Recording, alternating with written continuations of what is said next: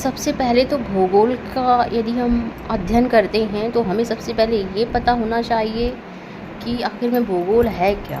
हम भूगोल में क्या पढ़ेंगे? जैसे सामान्य तौर पर क्या होता है कि जो परिभाषाएं लिखी हुई हैं बच्चे वही रट लेते हैं। ज्योग्राफी क्या है? ज्योग्राफी जियोधनग्राफी 2 शब्दों से मिलकर बनी है। तो ये सब बहुत पुरानी बात हो गई है। अब हम आपको बताएंगे नई भाषा में, सरल भाषा में कि आखिर में भूगोल क्या है और भूगोल के अंतर्गत हम क्या क्या पढ़ते हैं। पृथ्वी है और जो वातावरण है, इन सब का अध्ययन, पृथ्वी पर नदी, पर्वत, पठार, इन सब के बीच अंतर क्रियाओं का जो अध्ययन होता है उसको ही कहा जाता है भूगोल। यह पृथ्वी की सतह, लोगों, स्थान और पर्यावरण के बीच के संबंधों का पता लगाता है। भूगोल को मोटे तौर पर भौतिक भूगोल, मानव भूगोल, राजनीतिक भूगोल, आर्थिक भूगोल, सांस्कृतिक भूगोल कई भागों में विभाजित किया जाता है। अब भौतिक भूगोल के अंदर हम क्या क्या पढ़ते हैं? तो भौतिक भूगोल के अंदर हम जलवायु को पढ़ते हैं, जो पृथ्वी पर आकृतियाँ हैं, पर्वत, पठार, नदियाँ इत्यादि, उनको पढ़ते हैं। मिट्टी और जल के संसाधनों को पढ़ते हैं। ये सब हम भौतिक भूगोल के अंतर्गत पढ़ते हैं। मानव भूगोल में हम क्या क्या पढ़ते हैं? तो मानव भूगोल में सीधी बात है कि मानव की गतिविधियों को ही पढ़ोगे, कि मानव के व्यवसाय के बारे में जानोगे, बस्तियों के बारे में जानोगे, आर्थिक लाभ क्या है, गतिविधियाँ क्या हैं, राजनीतिक प्रणालियाँ क्या हैं, सांस्कृतिक भूगोल जो होता है वो भी इसी में आता है, ह्यूमन ज्योग्राफी में। क्षेत्रीय भूगोल में क्या होता है? ये किसी विशिष्ट क्षेत्र जैसे किसी देश, महाद्वीप, क्षेत्र, भौगोलिक विशेषताओं का अध्ययन करता है। ये तो मोटी जानकारी हुई कि भूगोल क्या है और उसके अंतर्गत हम किन किन चीज़ों का अध्ययन करेंगे।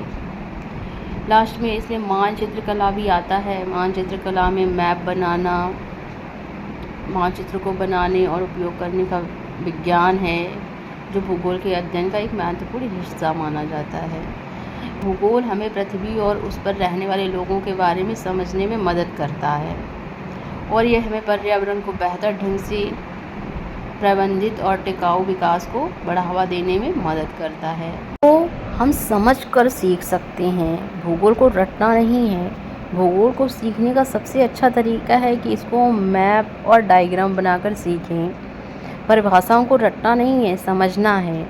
वही हम आपको सरल भाषा में समझाने की पूरी कोशिश कर रहे हैं। अब देखो, जैसे भूगोल की सही परिभाषा, जैसे कुछ लोग भूगोल की परिभाषा के पीछे पड़े रहते हैं कि आखिर में ये भूगोल है क्या।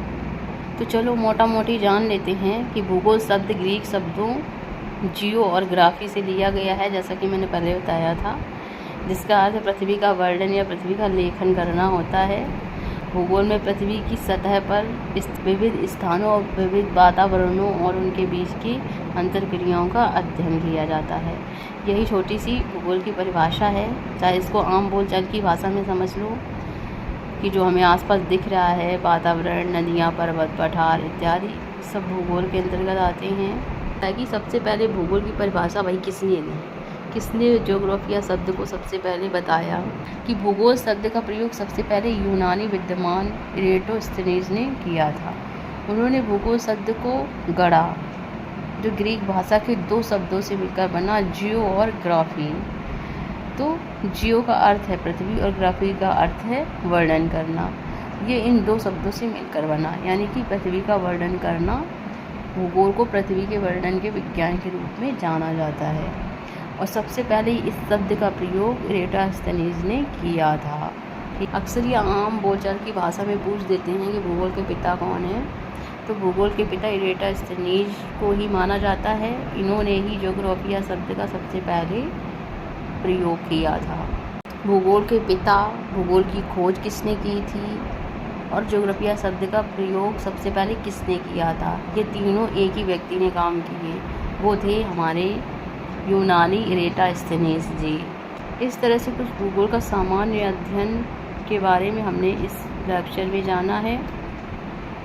आशा करते हैं कि आपको यह लेक्चर पसंद आया होगा और यदि पसंद आया हो तो हमारे वीडियो को लाइक करें, चैनल को सब्सक्राइब करें और वीडियो को शेयर करें। तभी हम आपके लिए अच्छे अच्छे वीडियो बना पाएंगे और आप तक पहुंचा पाएंगे। जय हिंद।